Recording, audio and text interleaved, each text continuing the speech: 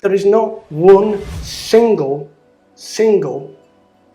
peer-reviewed study that shows man-made CO2 contributes to climate change. It's a fact, you know. So why do you think they're doing this?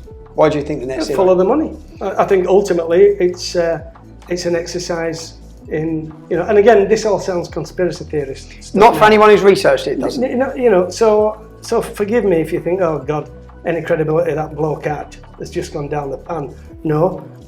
If anything, over the last hour or so, I just hope that I've shown that I'm responsible enough and that I understand how to find things out. That's what we do. That's what I've been trained to do all my life. So I don't just assume a position and then pontificate about it. Because I'm told to. I actually look at it and then I look and see if I can debunk it. You know, well, what's the other side of that? That's what we should do. And as a result of that, well, yeah, you follow the money. You look at Klaus Schwab and the World Economic Forum. You look at all the puppets that he's brought through. You know, the Justin Trudeau's, the Jacinda Ardern's, God help us. You know, there's a generation of these people that are now in power, and they're singing to a particular song that we haven't been consulted about.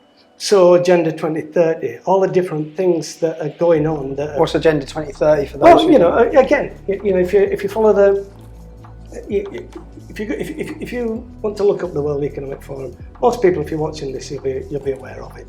You know, and Klaus Schwab, and the fact that there is a widespread globalist, elitist agenda to basically unify global governance.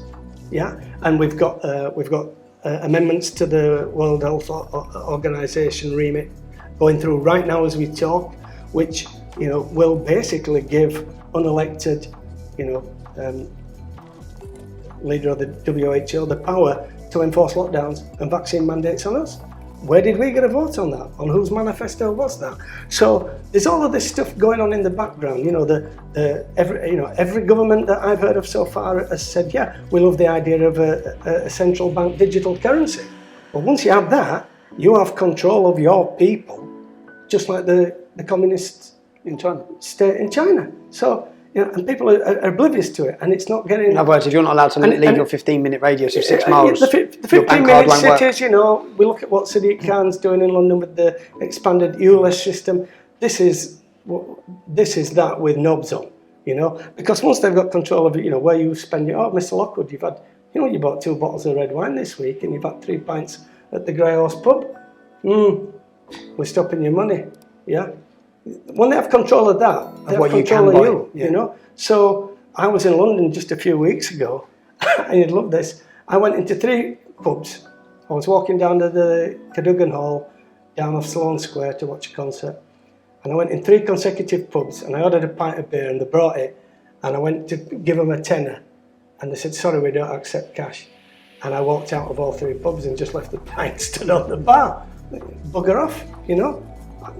This is legal tender, but of course it's the direction of travel, and you see it in so many places. Not there. Yeah, and this is, you know, and that's just a small element of the control freakery, which is being implemented and applied, unfortunately, at its fastest levels within democracies, within so-called democracies.